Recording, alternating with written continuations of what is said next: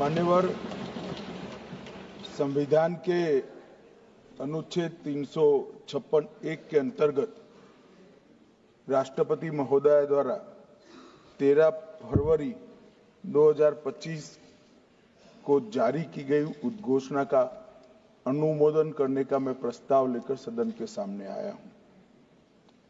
मान्यवर, हम सब जानते हैं कि हाईकोर्ट के एक फैसले के कारण मणिपुर में दो समुदायों के बीच में आरक्षण संबंधी विवाद के कारण एक जातीय हिंसा का उद्भव हुआ। मान्यवर, ये रायट्स नहीं है ना टेररिज्म है। ये हाईकोर्ट के एक फैसले के इंटरप्रिटेशन के कारण दो समुदायों के बीच में जातीय हिंसा हुई। सभी सदस्यों ने इस पर काफी चिंता व्यक्त की है मान्यवर, और उन्होंने कहा कि भाई तुरंत शांति हो, पुनर्वास के लिए तुरंत प्रयास किए जाएं, केसों की न्यायिक जांच हो और जो पीड़ित है उनकी पीड़ा कम करना और उनका जो नुकसान हुआ है इसकी भरपाई होनी चाहिए।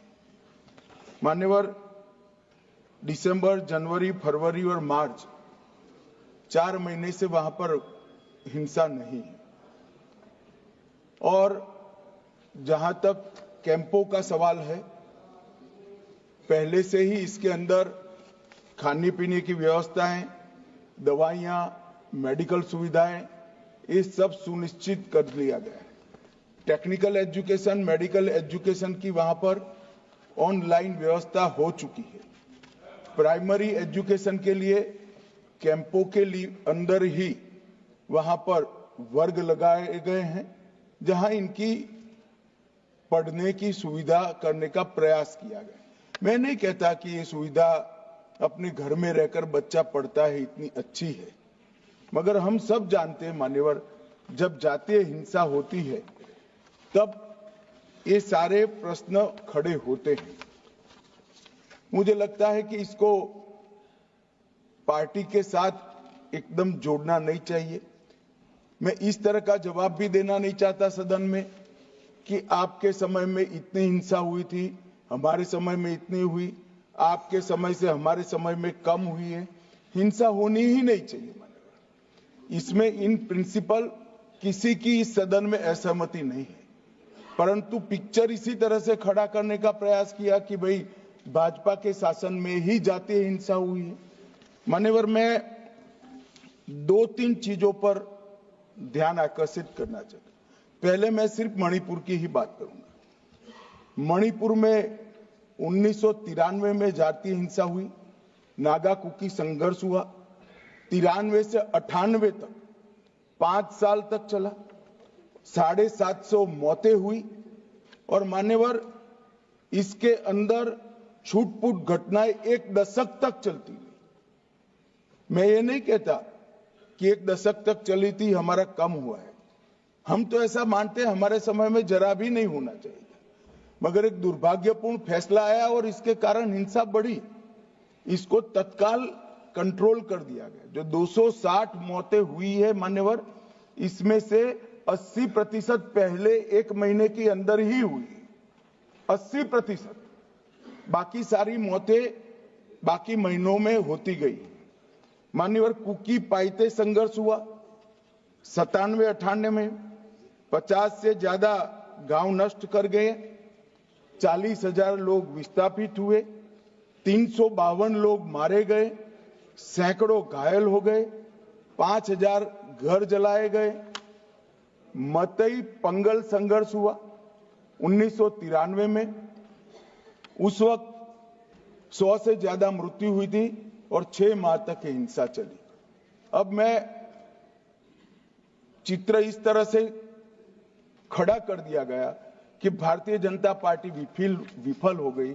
मैं इतना ही कहना चाहता हूं, ये तीनों हिंसा, बड़ी बड़ी हिंसा, 10 साल, 3 साल और 6 माह और सैकड़ों मृत्यु, इससे भी ज्यादा, वो इंडी अलायंस के शासन में तीनों वक्त आपके ही प्रधानमंत्री थे और उसके बाद भी नहीं गए, कोई गृह मंत्री भी नहीं गया।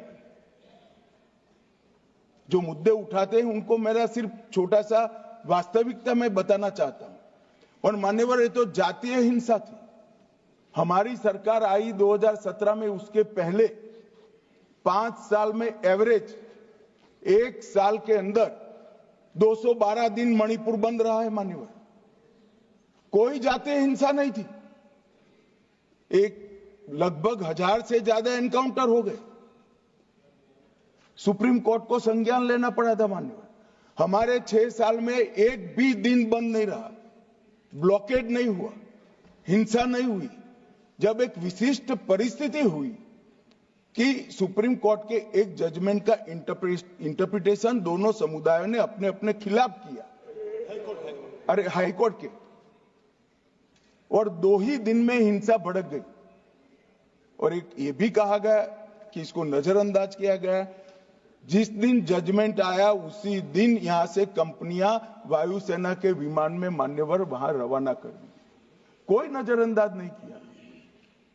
इस सब में हम सबकी संवेदनाएं बराबर है, भाई होनी ही चाहिए। परंतु मेरा आप सभी से भी विनती है कि सरकार शांति प्रस्तापित करने के सभी प्रयास, उच्चतम प्रयास कर रही है।